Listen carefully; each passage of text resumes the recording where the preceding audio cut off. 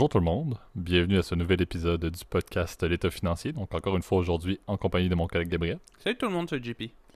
Et pour ce nouvel épisode de la saison 4, le huitième déjà, on vous fait un format... en fait, on va entre autres vous faire un segment qui est un nouveau de la saison 3 à l'époque, mais qu'on n'a pas fait assez souvent, je trouve, puis qui est assez intéressant étant donné que Gab et moi n'avons pas toujours les mêmes avis, là. Donc on va vous faire un place au débat là, en deuxième partie de l'épisode. On va vous commencer avec, on le dit à chaque fois je crois, un au son de la cloche qui reste encore à ce jour le segment phare et surtout également on doit dire le segment qui nous inspire le plus, donc au son de la cloche et place au débat. Avant toute chose, comme toujours, et peut-être de manière un petit peu peut-être moins pertinente en tant que tel, le disclaimer aujourd'hui, puisque c'est des sujets qui sont moins axés un petit peu sur de l'opinion, mais très peu, encore une fois, marché pur et dur, là. Je vais quand même te laisser, Gab, le faire et faire peut-être quelques petites annonces également. Ouais, bah oui, évidemment, tout ce qu'on parle dans le podcast, vous êtes au courant. Il s'agit que de notre opinion personnelle, il ne s'agit pas d'une recommandation officielle de placement ou faire telle ou telle chose. On vous invite toujours à prendre contact avec un expert, quiconque est autorisé aussi à le faire, afin de vous aider à prendre les meilleures décisions financières pour vous-même. Oui, je voulais en profiter pour vous faire quelques petites annonces. Je dirais la première, c'est que vous m'excuserez un peu pour ma voix qui était un peu rauque les 2 dernières semaines. J'étais en période d'examen, donc un peu éclaté, comme je dis assez souvent là, mais j'étais vraiment fatigué. Alors vraiment, excusez-moi hein, si ça laissait transparaître. En tout cas, j'ai essayé de faire de mon possible, là, donc j'espère que vous en tiendrez compte. Euh, Puis je vous remercie encore une fois pour les écoutes qui sont quand même encore très appréciées. Je veux dire, on est vraiment satisfait au niveau des statistiques. Oubliez pas, alors l'épisode de la semaine passée, on avait fait, c'est ça qui était assez drôle, c'est qu'on l'avait publié le lundi, le lendemain en fait de la soirée en fait du Super Bowl. Donc entre temps, évidemment, vous savez qui a gagné. Donc il s'agit des Rams de Los Angeles. Donc après un beau match d'ailleurs au passant. Donc si jamais vous êtes intéressé par les sports américains, c'est vraiment hyper intéressant. En tout cas, c'était un beau match, en tout cas. Et Exact. Et on... Stan Kroenke qui trouve encore Exact. une fois la manière de gagner d'un côté ou l'autre de l'océan, là, que ce soit en Europe ou ici. Mais Effectivement, Arsenal, il est un c'est peu des équipes. moins, pertinent, je te dirais. Il est plus Faut détesté. continuer à espérer. Faut continuer à espérer. Nicolas Pepe va retrouver la forme à un certain point, peut-être d'ici les 7 prochaines années. On se le souhaite, on se le souhaite. Ouais, c'est ça. Et puis, si vous voulez voir aussi le spectacle de la mi-temps, c'était vraiment bien, là, avec, je trouve, avec Dr. Dre. Moi qui je suis pas du tout un fan de hip-hop, mais pour le coup, c'est plus des souvenirs, etc. Ça rappelait un peu des grandes légendes, en tout cas du hip-hop. Exactement. Ça trahit notre génération un peu de montrer qu'effectivement on les connaissait, là. Donc vous pouvez vous douter qu'on est effectivement mi-vingtaine, parce qu'il y a plusieurs des jeunes vingtaines, etc. Qui peut-être avaient un peu moins d'intérêt que Ouais. nous. Bah Écoutez, Eminem quand même, je veux dire, tout le monde le connaît, je veux dire, il a traversé en tout cas plusieurs générations et je pense qu'en tout cas c'était super intéressant en tout cas. Je vous invite à le faire et vraiment encore une fois, merci pour votre fidélité alors que tu vois, j'étais un peu éclaté durant cette même période, mais ça va me faire plaisir en tout cas de partager en tout cas ces deux sujets et je te remercie d'ailleurs JP pour ton inspiration. Je dois t'avouer que j'étais en panne ces 2 dernières semaines, là, donc on a deux beaux sujets qui nous attendent et j'ai vraiment hâte de pouvoir en discuter. Je pense qu'on est prêt donc du coup à lancer le jingle. absolument. Donc commençons ça en force avec le au son de la cloche. C'est parti.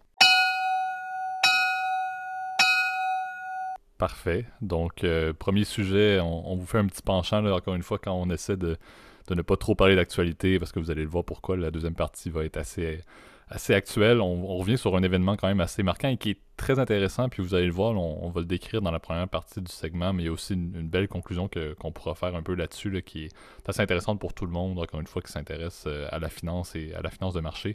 On veut vous parler bon, en anglais, ils vont dire le flash crash de 2010, là.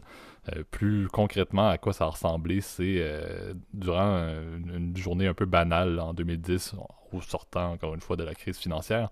Les marchés étaient, tu sais, je fais la petite trame, là, les marchés étaient dans une tendance un peu baissière, mais très légère. Là, c'était dans le temps où la Grèce faisait la Grèce, là, c'est-à-dire des dépenses gouvernementales en hausse et de la taxation en baisse, là. Donc le déficit de la Grèce était en grande croissance et c'est un sujet quand même assez important à cette période-là. Donc les marchés n'allaient pas nécessairement particulièrement bien, mais rien de trop grave dans une journée plutôt normale. Et soudainement, à partir de 2h32 de l'après-midi, là, donc vers le dernier droit d'une journée avant la fermeture des marchés à 4h, il y a eu en 36 minutes, pour être exact, pardon, une perte de 1000 milliards de dollars dans l'ensemble des marchés boursiers qui a été récupéré. Donc, de 2h32 jusqu'à, comme on l'a dit, là, à peu près début de 3h, les marchés ont perdu 1 trillion, comme on dirait en anglais, et les ont récupérés tout aussi vite, si on peut dire.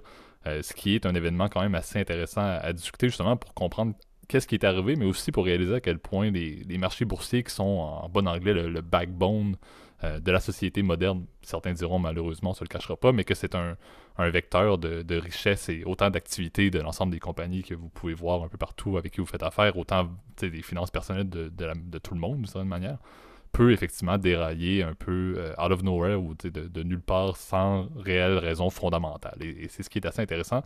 Je sais pas, Gab, si tu veux faire un petit peu plus d'introduction, mais concrètement, il y a une trame quand même assez notoire qui part d'un événement à l'autre et qui implique, encore une fois, beaucoup d'éléments dans deux marchés. Là, on va l'expliquer, puis Gab, tu le mentionnes souvent, là, on veut pas aller trop en détail nécessairement pour pas perdre tout le monde, là, mais c'est un événement très rapide, mais qui en arrière de ça, on parle d'un impact direct entre le marché des futurs, donc les fameux future contracts qu'on parle fréquemment. Contrat à terme, exact. Exactement, contrat à terme, qui s'est déversé au final sur les marchés boursiers. Donc c'est un événement qui peut être complexe à visualiser. Il y a un très bon vidéo qui existe sur Internet que Gab, tu pourras mettre en lien là, de Wendover 2, on peut dire, mais de Half as Interesting.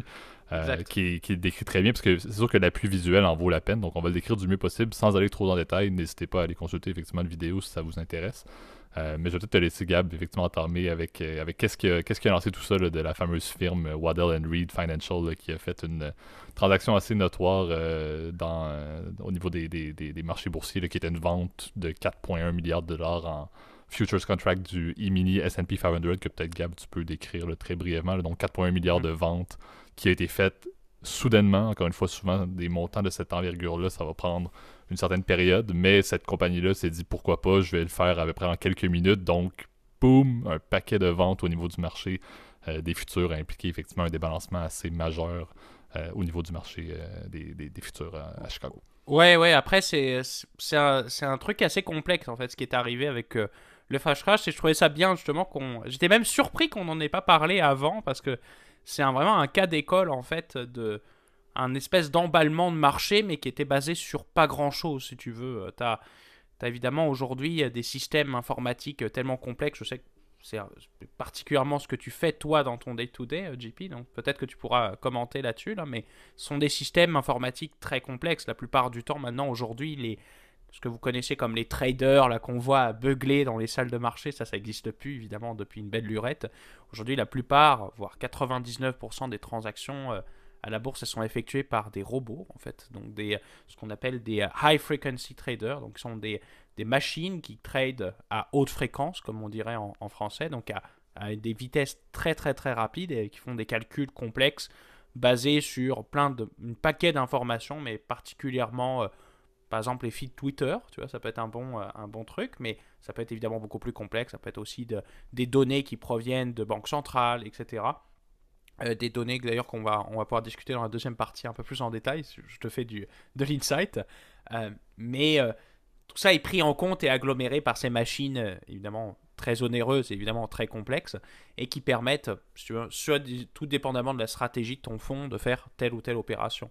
Bon, alors dans le cas du flash crash, en fait ce qui s'est passé c'est ça, c'est un emballement qui a été basé effectivement sur une réaction en chaîne en fait de différents high frequency traders qui a fait que les marchés tombent, donc les gens ils veulent couper leurs pertes grâce à souvent des stop loss, donc par exemple des ordres qui permettent d'annuler en fait une perte, qui te permettent de limiter la casse entre guillemets, chose que tu peux faire d'ailleurs dans un cours de courtage la plupart du temps, et ce qui a fait que les gens vendent, donc les gens revendent, et donc les gens vendent, et tu as un emballement complet. Et cette première perte, elle a eu lieu, c'est ça où c'est assez intéressant dans le flash crash, d'abord sur les marchés à terme, parce que tu as eu un fonds, tu l'as bien mentionné, qui a vendu en fait pour un total d'exposition, et ça je tiens bien là-dessus, d'exposition sur les marchés pour 4,1 milliards de dollars dans des contrats à terme. On se souvient, les contrats à terme sont des produits dérivés, donc des produits dont la valeur dépend d'un indice qui s'appelle un sous-jacent, et ce qui fait que quand les contrats à terme baissent, ça veut dire que les marchés, les gens s'attendent dans le futur à ce que le marché perde.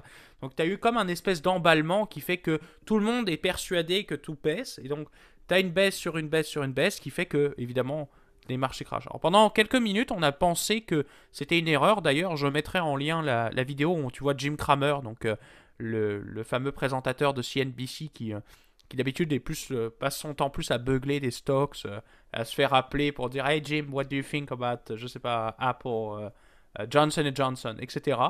Tu le vois paniquer, tu te dis, oula, il y a un problème informatique. Au début, on a pensé qu'il y a eu un problème informatique. La bourse, pendant quelques minutes, a fait ce qu'on appelle un halt, c'est-à-dire qu'elle a cessé le trading. Quand je crois à mon souvenir, c'est quand le marché perd plus de 5%, elle halte pour 15 minutes, puis après elle reprend, etc.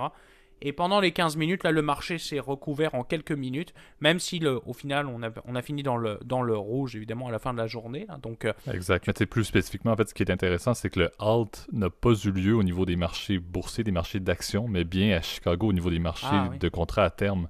Et ce qui est vraiment ironique dans cette situation-là, parce que tu le soulèves, Gab, c'est arrivé, les derniers halts, vous vous souviendrez, c'était en mars 2020. Là, c'est vrai. Il y en a eu de manière assez... Quand c'est au niveau des marchés d'actions, c'est des 15 minutes, effectivement, pour que tout le monde reprenne un peu leur souffle et réalise ce qui se passe réellement là. Mais dans le cas, justement, du flash crash, comme tu l'as dit, c'est le premier domino, c'est plus au niveau des contrats futurs, du marché à terme, justement, où il y a eu ce halt-là. Et l'ironie de tout ça, c'est que le halt a duré 5 secondes. Et que c'est tout ce que ça a pris 5 secondes pour que les acteurs de marché au niveau des contrats à terme réalisent effectivement ce qui se passe présentement, c'est un peu n'importe quoi. Et c'est là que toute la trame, effectivement, a changé et la descente assez fatale qu'il y a eu pendant la première partie de ce fameux 36 minutes a repris son cours. Ce qui est intéressant également à soulever dans le premier domino qu'on parlait justement des contrats à terme, c'est que en général, les HFT, comme tu l'as bien soulevé, Gab, vont souvent servir de market maker, donc d'intermédiaire. Par exemple, si on fait un exemple entre Gab et moi, si moi j'ai un contrat futur et je veux le vendre, ben je vais le vendre. C'est souvent une machine HFT, un algorithme en quelque sorte programmé qui va aller faire l'acquisition. Et si Gab veut l'acheter de l'autre côté, ben c'est le HFT qui va transiger avec Gab. Donc c'est souvent un intermédiaire, encore une fois, qui est là, oui, pour faire de l'argent pour les grands investisseurs institutionnels.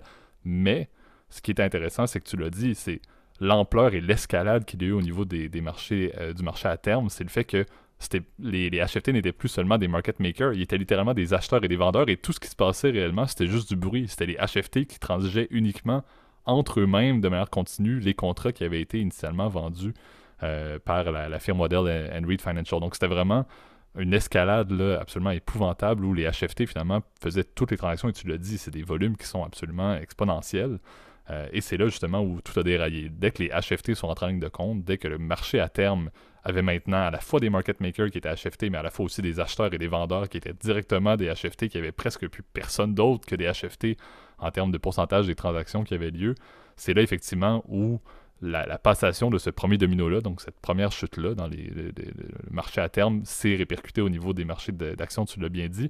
Et la raison pourquoi ce transfert-là a eu lieu spécifiquement, c'est à cause des stratégies d'arbitrage. Les arbitrage traders qui sont potentiellement vus par Wall Street, au niveau de la street comme étant des vautours, là, en grande partie. C'est des personnes qui vont essayer de faire des transactions pour faire du rendement rapide. Mais ces personnes-là ont réalisé, comme tu l'as très bien dit, Gab, le marché des contrats à terme avait tellement de pertes de valeur qu'ils ont shorté au niveau des marques. Par exemple, si on parle du titre Apple et que je serais un arbitrage trader, je suis dans le marché des actions, puis je vois que dans le marché à terme, je peux avoir un futur sur Apple qui est plus bas que le cours que j'ai maintenant. Mais ce qu'ils ont fait, c'est qu'ils vendaient à découvert le titre d'Apple au niveau du marché des actions et achetaient un contrat futur en contrepartie. Ce qui a fait quoi, et tu l'as bien dit, c'est là où la transition a eu lieu entre la chute initiale dans les contrats à terme et la chute dans le marché des actions. C'est justement ça, c'est que là, il y avait des short sells épouvantables qui se passaient sur, on s'entend, la majorité des grandes compagnies. Le S&P 500, là, c'est les 500 plus grandes compagnies par capitalisation aux États-Unis. Et il y avait des short sells épouvantables qui se faisaient présentement à cause du arbitrage trading. Et c'est là donc qu'on s'est ramassé avec deux marchés qui ont planté en simultané, au final, avec les contrats à terme qui ont planté, suivis à cause de l'arbitrage vers une transition dans les actions. Donc, très intéressant, encore une fois, la complexité, c'était justement ce que je soulevais, là, c'était ce transfert-là est un peu complexe parce qu'on parle de HFT, on parle de contrat à terme d'un côté, on parle d'action de l'autre bord et d'arbitrage, ça devient un peu la folie là, à un certain point, là. Mais c'était vraiment ça, c'est ce transfert qui a tout changé justement, et comme on l'a dit, ce qui a permis de tout ramener, et c'est ce que je trouve vraiment magnifique dans ce flash crash-là, c'est 5 secondes d'arrêt à Chicago au niveau des contrats à terme pour que tout le monde réalise « Ah, mais en réalité, les actions sont rendues hyper sous-évaluées dans l'autre marché connexe. Là. Chicago, c'est les marchés à terme. les actions sont hyper évaluées, on va aller en acheter. Et donc, le fait qu'il y a eu des achats massifs dans le marché d'actions qui étaient sous-évalués, mais au final, la pente a repris au niveau des marchés. On est revenu à la normale en 36 minutes et comme tu as dit, on a fini avec une journée financière qui, à la fin de la journée, si on exclut ces 36 minutes-là, c'est juste une mauvaise journée modérée parce que la Grèce faisait encore une fois des déficits absolument épouvantables. Ça, c'est un autre sujet complet. Ouais. Mais c'est vraiment assez intéressant encore une fois et peut-être d'autres points à rajouter. On pourra après ça peut-être donner un peu notre opinion sur qu'est-ce que ça montre des marchés, de la beauté des marchés encore une fois. Exact. De manière. Ça pose des dilemmes éthiques, hein, on le sait. Souvent, quand tu as eu des problèmes, bah, c'est là où tu réfléchis effectivement à comment tu peux améliorer les choses ou comment on peut faire les choses mieux, là, en l'occurrence. Là. Et c'est vrai que le flash crash, c'est pour ça que c'est un exemple typique là, sur la réflexion sur les high frequency traders. Je trouve ça bien qu'on ait mentionné effectivement l'arbitrage. On sait que cette dernière, elle permet de créer de l'efficience sur les marchés, mais dans ce cas-là, quand tu as une telle décorrélation, si tu veux, en fait, entre justement ces marchés à terme qui sont censés être liés aux marchés comptants, en fait, donc dans les marchés comme les indices, mais un indice, en fait, au final, c'est qu'un calcul mathématique, hein, c'est qu'un agrégat du marché, tu vois, et c'est assez fou de se rendre compte de ça. Et c'est vrai que c'est une situation qui a fait qu'aujourd'hui, bah, on se pose des questions, c'est ça, sur l'impact qu'ont ces high frequency traders dans les marchés financiers, tu vois. Au début, ils ont été salués, les high frequency traders, comme étant des outils qui permettent de mieux décider, de mieux gérer les risques, de mieux effectuer des transactions, d'éviter le côté humain. On l'avait déjà dit, d'ailleurs, je pense, dans un épisode avec Thomas, si je ne me trompe pas, dans la finance comportementale, que l'humain est biaisé, si tu veux, il prend des décisions qui parfois sont irrationnelles. L'humain est par définition risque averse au risque, donc il a tendance à prendre des décisions qui sont peut-être pas forcément efficientes, mais qui maximisent son utilité. Là, tu vois, on retourne dans des concepts plus microéconomiques. Et on est effectivement dans une situation où finalement les high frequency traders ont tout fait capoter. Tu as des gens qui ont investi au plus bas aussi, qui ont fait de l'argent au profit d'autres personnes. La seule bonne nouvelle, je dirais, dans cette affaire, c'est que heureusement qu'on n'a pas eu à un moment donné des appels de marge importants à la fin de la journée, parce qu'on savait que les marchés à terme, le règlement, ou si tu veux la balance des gains-pertes de la journée, elle se fait à la fermeture. Et quand c'est le cas, et bah là, tu te retrouves avec, quand tu as beaucoup d'appels de marge, et bah là, c'est la catastrophe. Parce que tu as tout le monde qui doit liquider des positions, et là, on est dans une situation très très très compliquée. Le deuxième truc aussi, avant de parler un peu plus en détail sur ce que j'ai mentionné avant, là, c'est la quid de la liquidité aussi. Quand tu te retrouves dans une situation où tu as des market makers qui font énormément de transactions, qui capturent de la liquidité, et ben ça fait que les investisseurs normaux comme toi et moi, et ben on se fait avoir comme des bleus en fait. On n'est pas capable d'exécuter nos transactions et ça c'est un gros problème. On se retrouve en fait, ceux qui sont gagnants, c'est ceux qui sont le plus près des data centers. On le sait d'ailleurs, la bourse de New York a son data center, je crois, dans le New Jersey, en fait, à peu près à 50 km de Manhattan. Et la plupart des grandes firmes d'investissement ont leur data center collé, en fait, à la bourse de New York pour avoir la guerre de la vitesse. On appelle ça t'as la guerre du computing, donc de la capacité de calcul, et t'as la guerre de l'acquisition de données. Et ce qui fait que ceux qui se retrouvent les plus gagnants, ben c'est ceux qui sont le plus près, donc qui ont l'argent aussi de construire évidemment un tunnel juste à côté de la bourse de New York. Donc ça peut poser des questions aussi au niveau de l'équité, si tu veux, au niveau des marchés financiers, de savoir est-ce que tout le monde est traité de manière équitable, ce qui est censé être le cas normalement quand on y pense derrière les marchés financiers. Là. Exact, puis c'est comme tout événement de marché majeur, là, la SEC a bien évidemment fait une enquête, on se le cachera pas, là, vous pourrez le voir là, que si vous écoutez le vidéo, que bon, l'opinion de la personne qui le décrit n'est pas nécessairement très très très très bonne, là, mais techniquement, ça reste que ça pose encore une fois des questions. C'est un déraillement complet, le 1000 milliards de dollars, c'est quand même pas rien qui disparaît soudainement et qui réapparaît uniquement 30 minutes après. C'est sûr que ça ramène le fait de dire, ok, oui, parfait, les marchés ont déraillé, ils ont été capables de se remettre en place par eux-mêmes. Ça montre que les différents systèmes qui existent, ça montre que le stop logic functionality qu'ils appellent, là, justement l'espèce de blocage à Chicago là, de 5 secondes, permet de fonctionner. Mais encore une fois, il y a clairement des défauts qui ont eu lieu.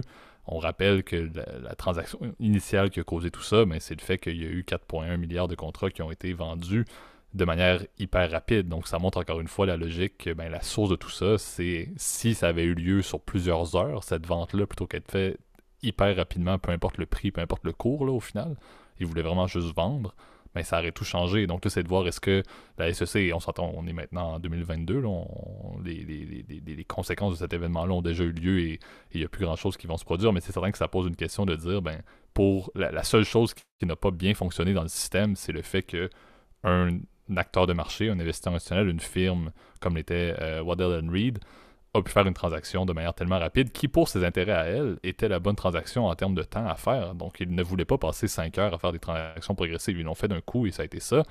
Mais c'est ce qui a causé encore une fois un événement de marché et ça amène le doute, comme tu l'as bien dit, de dire, ben, à chaque jour, ça peut arriver ce genre d'événement-là. Il y a tellement d'acteurs au niveau des marchés, il y a tellement de transactions qui se font que si une transaction d'envergure peut faire dérailler le tout, ben c'est idéalement, on essaierait quand même de s'en passer parce que tu l'as dit, même si le capital est revenu, même si le 1000 milliards de dollars a réapparu, les marchés, il y a des gagnants, il y a des perdants, il y a des personnes qui ont perdu de l'argent malgré tout là-dedans. C'est pas ok, j'avais 100 dollars dans un compte, j'ai perdu mon 100 dollars et il est revenu à moi directement.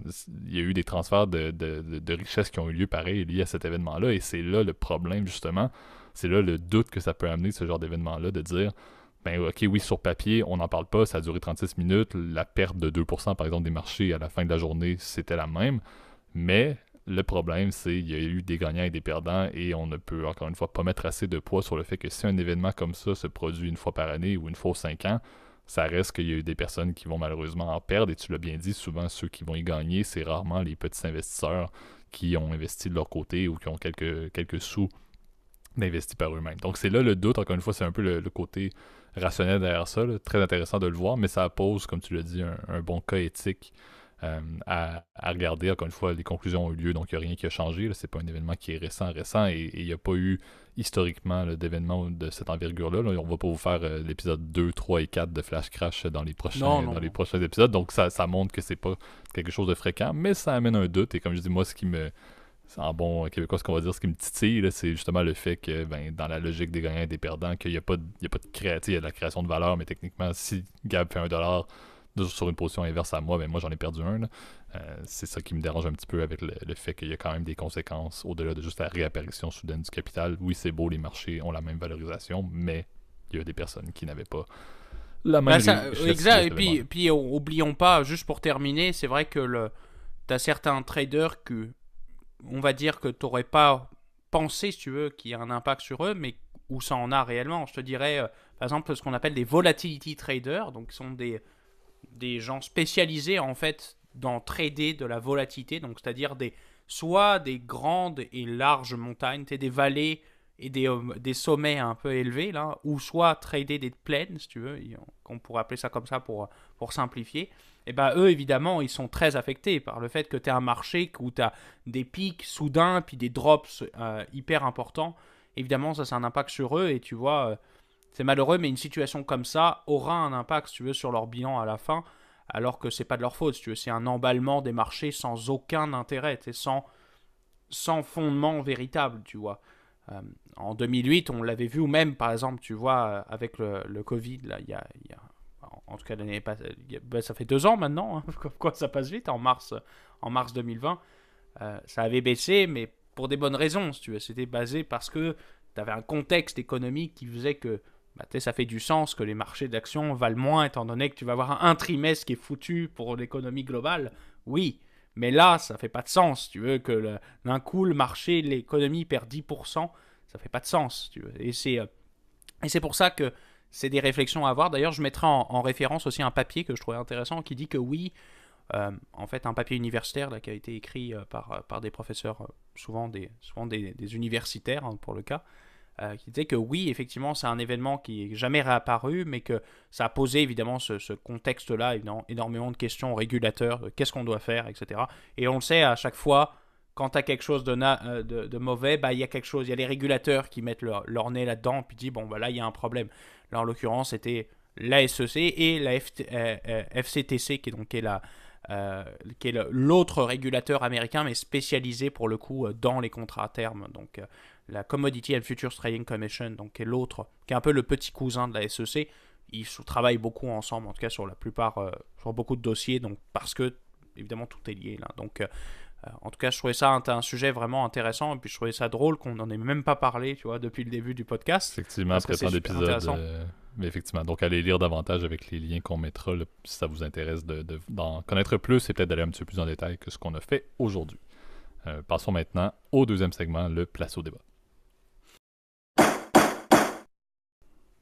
Parfait. Donc, un sujet qui me fait un grand plaisir. Là, je l'ai répété à quelques fois et c'était le cas surtout là, même au courant de l'été 2021. Vous vous souviendrez dans certains épisodes où je n'étais pas vraiment un fan de l'approche des banques centrales au niveau du contrôle de l'inflation, là, entre autres par les taux directeurs. Là, je l'ai soulevé assez fréquemment que je considérais que ça aurait dû être fait depuis bien longtemps, qu'une stratégie aurait dû être mise en place et je crois qu'on en subit énormément les répercussions présentement.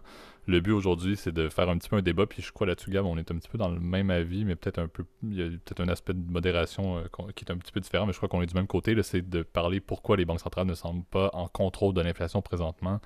Les chiffres sont sortis le janvier 2022.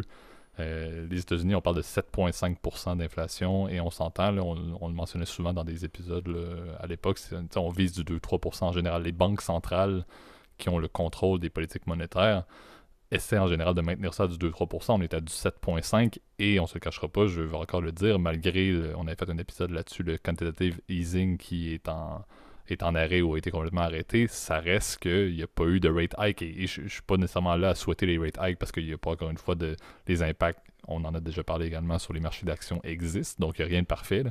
Mais techniquement je trouve qu'on est encore dans une position où est-ce qu'on peut s'attendre à ce que le taux d'inflation, lorsque les chiffres par exemple aux États-Unis pour février 2022 vont sortir, est-ce qu'on peut s'attendre à ce qu'on soit en chute par rapport au 7,5% qui a été publié tout récemment? Je n'y crois pas. Puis pour vous donner une idée, c'est le plus haut taux depuis 1982 aux États-Unis. Donc on s'entend que c'est pas une situation qui est unique. On en a vécu des choses depuis 1982. On a eu des problèmes économiques et même financiers dans cette période-là. Et on est à ce point-ci présentement.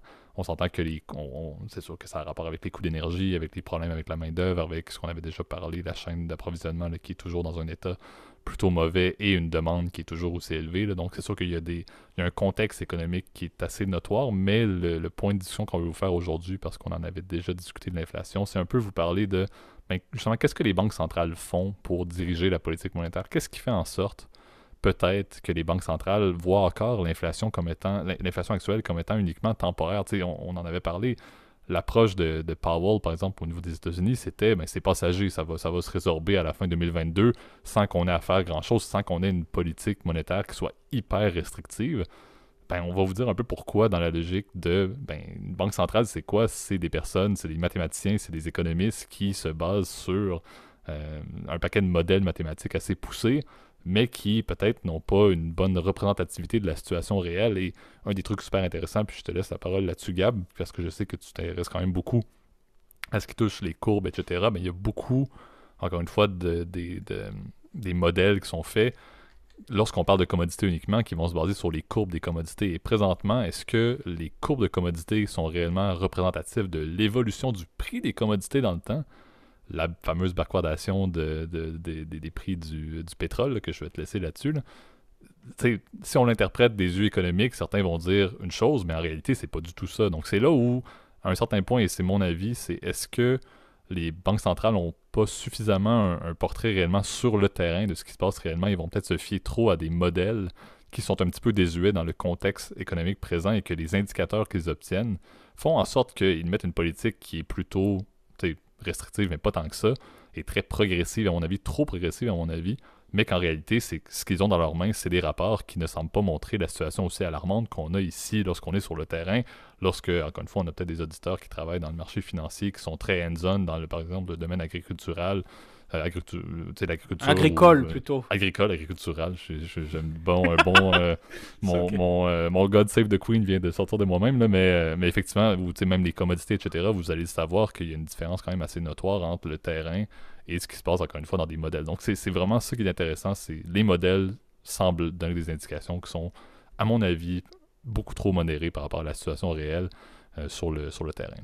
Ouais, je dois t'avouer, JP, je partage ton opinion pour ce qui est de la politique monétaire, je te dirais. Évidemment, c'est pas à nous, nous petits on est, je pense que notre opinion importe assez peu, là, mais après, c'est important aussi d'avoir des vues, puis un peu aussi avoir des opinions. Je pense que c'est fondamental aussi pour affûter aussi son esprit critique aussi. Surtout, et juste j'interviens, surtout sur l'inflation qui, je crois, encore à ce jour, est un des concepts de finance les plus importants pour le commun des mortels, mais qui est encore le moins bien expliqué ou le moins bien compris à mon avis. Donc ça a tellement d'impact, c'est un des concepts financiers et économiques qui ont le plus d'impact sur les poches de tout le monde, mais qu'on ne parle pas assez. Donc le fait de voir justement la logique de comment est-ce que c'est contrôlé et qui est-ce qui maintient ça un petit peu ou qu'est-ce qui contrôle ça, je pense qu'il y a une bonne valeur ajoutée au-delà du débat. Là. Oui, puis j'entends aussi tellement d'absurdité aussi avec l'inflation qui est encore une fois un truc qui devrait être appris à l'école, si tu veux, et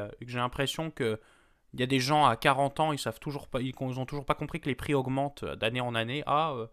J'entendais là l'autre fois là sur, j'en fais une private joke, cher JP, mais tu comprendras de qui je parle, là, qui nous disait que l'immobilier, ça coûtait pas cher dans les années 60. Oui, enfin bon, c'était un autre contexte évidemment, un autre contexte, et bon, les salaires n'étaient pas les mêmes, tu vois. Donc c'est toujours à mettre en perspective évidemment par rapport aux salaires, etc., par rapport aux conditions macroéconomiques, tu vois, évidemment au moment où on parle. Donc ouais, en ce moment j'ai l'impression que c'est assez ridicule. On a l'impression que les banques centrales ont plutôt bien géré l'aspect première vague, si tu veux, où ils ont compris que bon, les business allaient fermer pendant 3-4 mois, donc évidemment il faut du cash flow, il faut générer évidemment, il faut offrir du crédit, si tu veux, il faut que les entreprises elles coulent pas, si tu veux, il faut qu'elles ont de les trésoreries, on en a parlé des dizaines de fois depuis qu'on a lancé le podcast, donc je vais pas revenir là-dessus, là, mais si tu veux, ils ont vu cet aspect-là. Par contre, ils n'ont pas vu les conséquences à long terme sur l'inflation. Alors, c'est vrai, tu l'as bien dit, l'énergie, évidemment, c'est un facteur de dépense hyper important. On sait que les prix au carburant, regarde, tu sais, j'habite juste à côté d'une station essence. À chaque fois que je vois, je me dis, oh mon Dieu, ça a encore augmenté. Je me souviens de l'époque de la première vague où on avait l'essence à quasiment deux fois moins cher, en fait, quasiment par rapport à aujourd'hui. Hein. Donc, c'est assez fou, et j'ai l'impression que les régulateurs, en tout cas les banques centrales, ont plutôt mal géré l'aspect comment on va mettre fin déjà au quantitative qui a toujours lieu, hein, d'ailleurs, mais c'est juste qu'il est très ralenti, là, il est quasiment quasiment à zéro, là, pour être... Je crois que la Réserve fédérale, il voulait y mettre complètement fin d'ici la mi-2022, là, c'est à zéro, mais la question c'est comment on va revendre le book, comment... Maintenant que les banques centrales ont leur bilan à augmenter par l'achat de ces bons, alors évidemment en imprimant des billets, hein, faut toujours se visualiser ça, une banque centrale, comment elle agit en créant de la monnaie, en battant de la monnaie. Bon, évidemment, à l'époque, c'était avec les pièces et avec le marteau, là, ou avec la planche à billets, mais visualisez-vous ça comme ça. Quand tu achètes des bons risqués d'entreprise, comment tu les finances ? En imprimant des billets, tout simplement. C'est elle qui va le générer, tout ça. Évidemment, quand tu imprimes des billets, évidemment, tu crées de l'inflation. C'est des politiques très simples à comprendre. Et évidemment, la dette des États a explosé. Donc, ce qui est vrai qu'il est un peu...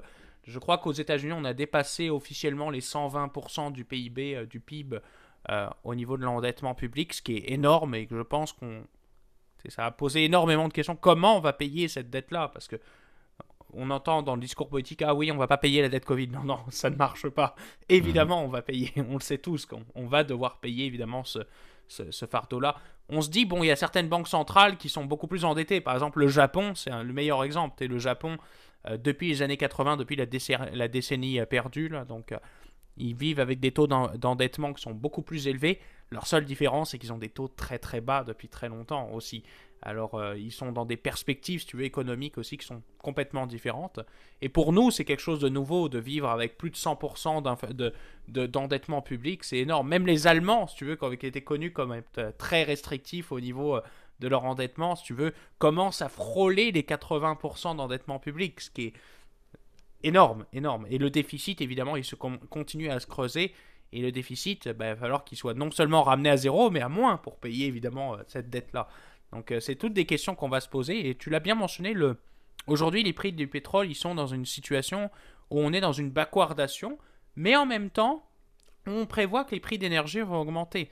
Alors, c'est vrai que ça peut poser des questions. On se dit, une backwardation, je pense qu'on en avait d'ailleurs déjà parlé il y a pas si longtemps que ça. La backwardation, c'est quand les prix dans les marchés futurs, donc sur les contrats à terme, encore une fois, sont plus bas que les marchés comptants, donc en date d'aujourd'hui. Ce qui veut dire que dans une backwardation, pour gagner des sous, en fait, il faudrait que théoriquement, tu revendes à découvert de l'essence que tu possèdes aujourd'hui pour l'acheter dans le futur. Et donc, c'est des stratégies donc, d'arbitrage qui sont un peu plus compliquées, qui permettent évidemment de générer de la croissance, mais ça veut dire surtout que les marchés s'attendent quand même à ce que les prix, de manière générale, baissent. Or, on est dans une perspective où, malgré cela, malgré la backwardation, les analystes et la plupart des banques centrales prévoient évidemment que les prix d'énergie vont augmenter pour des raisons très structurelles, je dirais. Évidemment, la relance économique, le fait que on a besoin d'essence, surtout dans le continent asiatique, en Allemagne, etc. On a des problèmes au niveau de l'approvisionnement électrique qui fait que on n'a pas le choix de passer par de l'énergie fossile. Et on le sait, l'ensemble des énergies fossiles sont toujours très corrélées. Le charbon, le gaz naturel. On sait qu'aussi la situation qui se passe en ce moment même, pendant qu'on parle, là, donc si jamais d'ailleurs ça change, on n'est pas responsable, vous nous excuserez là, mais ce qui se passe évidemment en Ukraine avec la Russie, c'est très inquiétant. Et les tensions commerciales qu'on lieu avec le projet Nord Stream 2, on le sait, entre l'Allemagne et la Russie, donc pour le transport de gaz, c'est toutes des choses qui font évidemment créer beaucoup d'incertitudes et qui font que certains analystes me disent, bon, tu sais, ça pourrait peut-être monter, continuer à monter un peu. En revanche, c'est là où je pense que on va partager là-dessus, c'est qu'encore une fois, combien de temps ça va durer? J'ai l'impression de ce que tu me décris, JP, tu me décris beaucoup plus une inflation qui est stagnante, qui est structurelle, entre guillemets.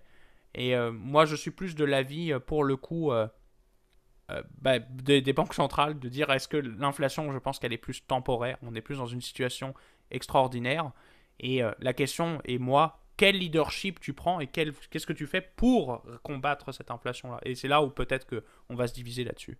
Ben exact, parce que c'est sûr que, encore une fois, le problème derrière ça reste, et on le dit, c'est certain que on s'entend là, avec tout était l'ensemble des voyants était au maximum. Là. Tu l'as dit, quantitative easing et les taux d'intérêt qui étaient à peu près nuls, on s'entend, là, c'était pour aller à fond. Ça a permis littéralement de sauver l'économie, si on est tout à fait d'accord.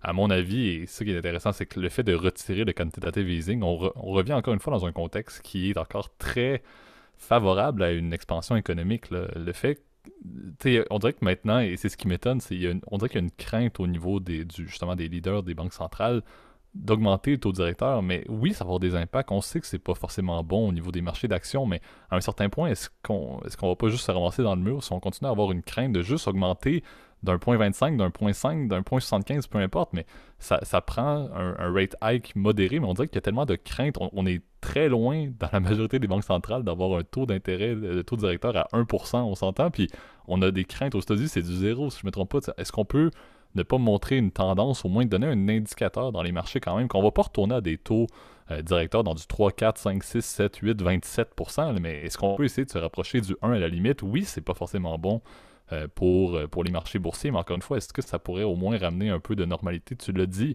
même si l'inflation finit par être passagère, est-ce que le fait de vivre avec du 7,5% d'inflation, peut-être du 8% le mois prochain, on n'en a aucune idée, mais de l'inflation à ce point-là présentement, est-ce que c'est réellement mieux? Est-ce qu'on s'en porte, encore une fois, beaucoup mieux, non seulement pour les concitoyens, encore une fois, pour les paniers d'épicerie, etc., mais plus largement pour ce qui se passe avec l'ensemble des autres défaillances qui existent au niveau des marchés présentement, que ce soit, on l'a dit, les problèmes avec la main-d'œuvre qui est un gros problème suivant la COVID, les problèmes de chaîne d'approvisionnement. Donc je me dis, il y a besoin d'avoir un certain ralentissement dans cette économie-là et ça prend selon moi un rate hike et c'est là c'est ce qui me dérange, c'est vraiment on dirait qu'il y a une crainte alors que c'était un acquis à l'époque, on n'en parle pas, mais il n'y a pas si longtemps, là, avant la pandémie, avant toute chose, avant tout problème économique qu'on avait, je veux dire, le taux directeur était relativement élevé, on n'avait aucune crainte au fait d'avoir un taux directeur qui était proche du 2%.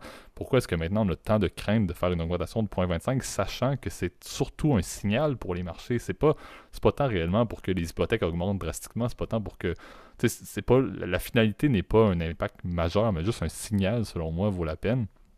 Et c'est ce qui me dérange un peu avec l'approche, et comme on l'a dit, il y a la logique du leadership, mais aussi la logique, comme on l'a dit, de la modélisation, que je veux juste faire un dernier point là-dessus, qui est les modèles en général pour l'inflation qui sont utilisés par les banques centrales excluaient ou ont fonctionné en grande partie en excluant tout ce qui était les produits alimentaires et l'énergie. Le problème, c'est que maintenant, ces modèles-là ont besoin de prendre conscience de ce qui se passe avec, entre autres, les commodités, comme on l'a dit. Donc, le fait qu'il y a la majorité des modèles qui ont été très fiables, encore une fois, pendant des années, était fonction des deux éléments qui sont peut-être les plus critiques présentement avec les enjeux au niveau de l'agriculture et surtout les prix des commodités. Ces modèles-là sont encore une fois plus nécessairement aussi efficients, donc je me dis, encore une fois, c'est peut-être moi qui est moins. Pourtant, je suis quelqu'un d'assez analytique là-dessus, là, mais je me dis, ça prend effectivement du leadership qui va venir compenser les modèles, qui va venir, oui, prendre les modèles, mais ça prend un grain de sel, ça prend, encore une fois, le pied dans la terre, ça prend la main dans la terre du Wisconsin pour savoir qu'est-ce qui se passe réellement avec le prix des carottes. Ça prend du concret, encore une fois, pour bien comprendre et pour mieux guider. Et comme tu l'as dit, qu'on se reparle dans un an et que ce soit passager, cette inflation-là, ça reste que présentement, est-ce que c'est réellement viable d'avoir une économie qui continue d'être en expansion avec 3 roues sur 4 qui sont défaillantes, avec des problèmes de main-d'œuvre, des problèmes d'approvisionnement, you name it, et des tensions, encore une fois, politiques, on s'entend. Donc, il y a des problèmes un peu partout. On roule sur une roue, puis on essaie de survivre avec ça, alors que si on faisait, encore une fois, un mini rate hike, ça donnerait un signal, ça aiderait un peu à calmer les choses, et on pourrait, à mon avis, arriver au même résultat d'avoir peut-être une inflation qui était passagère en fin d'année, mais au moins, on n'aura pas vécu du 8% pendant quelques mois d'inflation, tu sais. Moi, je pense qu'aussi, ça va permettre aussi de calmer le prix de l'immobilier. On sait que c'est évidemment un gros facteur de spéculation aussi. Je parle de mon passé, là. Vous saviez qu'avant, c'était mon travail aussi, mais quand tu voyais le nombre d'achats qui se faisaient depuis la pandémie, là, et puis de loulous qui commencent à se mettre à l'immobilier, qui, pour le coup, il n'y a pas vraiment de fondement, si tu veux. C'est des gens qui sont là, bah oui, je spécule, en fait. C'est un peu ça, là. Un peu comme avec les NFT, en fait, finalement, en fait. C'est un peu la même logique de dire, bon, bah, tu sais, ça peut que augmenter, alors que, bon, c'est pas normal, si tu veux, que les prix augmentent plus que l'inflation de manière déraisonnée. Euh, c'est pas normal. Et même, tu vois, par exemple, on en avait parlé, là, tu sais, dans les perspectives du marché immobilier, c'est pas normal que ce soit le cas. Et je pense que c'est aussi un problème au rendu là de leadership aussi. On sait que, bon, aujourd'hui, on a passé, je pense, le pire de la pandémie. Alors, ce qui est très drôle, c'est que ça fait plusieurs fois que je le dis, ah oui, on a passé la vague, etc. Mais au final, ça revient. Donc, on s'en parlait d'ailleurs en off, JP, avant de commencer. En fait, hier, on s'en parlait hier. Et on disait que il faudrait peut-être que ça prenne fin, en fait. En tout cas, cette situation-là, un peu de roller coaster, on sait plus trop. On a vraiment de l'incertitude. On sait jamais, en fait, quand est-ce que ça va prendre fin? Est-ce qu'on va, à un moment donné, calmer les choses et calmer les marchés aussi, calmer aussi généralement la population qui se dit, bon, bah, on voit pas de sortie au bout du tunnel. On sait que notre Premier ministre a dit sans arrêt, ah oui, on voit la lumière au bout du tunnel. Ah oui, et puis bon, finalement, 3 mois plus tard, t'as une nouvelle vague qui déclenche, qui apparemment, en tout cas, je me base sur ce que disent les experts, parce que c'est pas mon job ni mon intérêt d'ailleurs là-dessus. Dit que ce sont des vagues de plus en plus maîtrisées avec les hauts taux de vaccination. Donc je pense que à un moment donné, il faut envoyer des signaux clairs, si tu veux, à la population. Envoyer des signaux, je pense, au niveau déjà des taux d'intérêt, de dire là, le crédit gratuit, c'est fini. À un moment donné, on est dans une perspective où on a tellement d'inflation, les prix augmentent, qu'il faut calmer l'économie, arrêter l'injection d'argent gratuit. Calmer les incitatifs fiscaux aussi. On sait que les gouvernements ont imprimé un paquet d'argent, ont fait creuser le déficit avec les programmes sociaux pour les entreprises et aussi pour les particuliers pendant le Covid. Là, avec, par exemple, le meilleur exemple, c'est aux États-Unis, les fameux stimulus checks.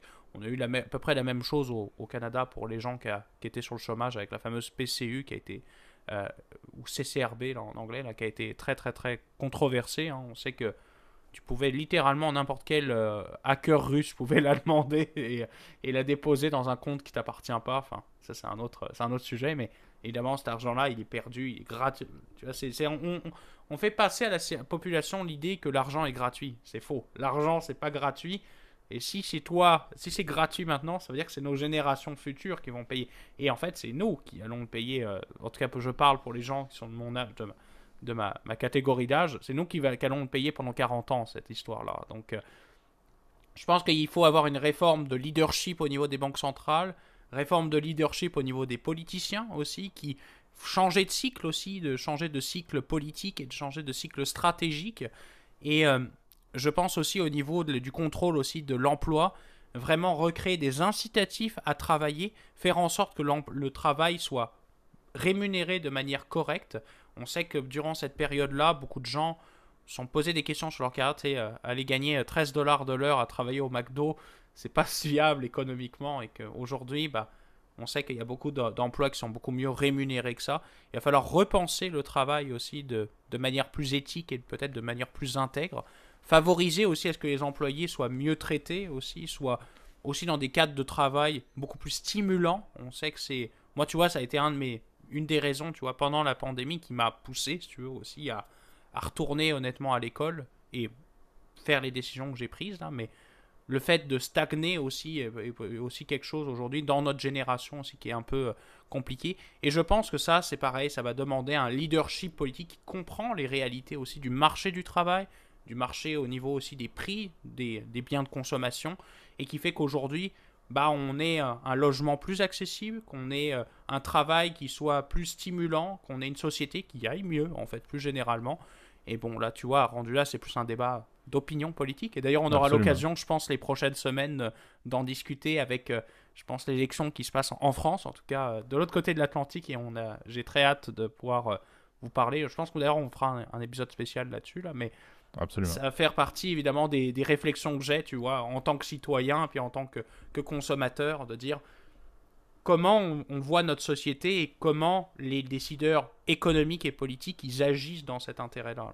Exactement. Puis tu sais, je pense que la conclusion un peu de ce segment-là, c'est oui, bon, beaucoup d'opinions, mais à mon avis, puis c'est le point qu'on a soulevé au tout début, c'est important encore une fois, nous, c'est ce qu'on essaie de faire, là, en démystifiant un peu le concept dans le cadre du podcast, mais tu sais, vous, chers auditeurs, là, si vous avez de la documentation, partagez-la à vos proches. Je pense que c'est important, encore une fois, que tout le monde réalise qu'est-ce qui se passe réellement avec l'inflation, parce que c'est, encore une fois, un des concepts et un des éléments qui impactent le plus nos vies. Je pense, encore une fois, que le contexte est de plus en plus réel maintenant, parce qu'on s'entend que les frustrations des personnes qui ne s'intéressent pas réellement à la finance en voyant le prix de l'essence qui est hyper élevé, et en plus de ça, les tablettes qui sont vides pour des produits alimentaires, par exemple, ça va amener, encore une fois, comme tu l'as dit, cette espèce de réflexion politique et économique va avoir lieu, par un impact démocratique, on est d'accord, par le fait d'avoir des élections et de voter en conséquence, ça va être un sujet électoral d'envergure, donc indirectement ça va se produire, mais encore une fois, je crois que le concept est important de le partager, d'essayer d'éduquer, de fournir, encore une fois, des sources fiables, bien évidemment, là. Ne donnez pas votre opinion à des proches,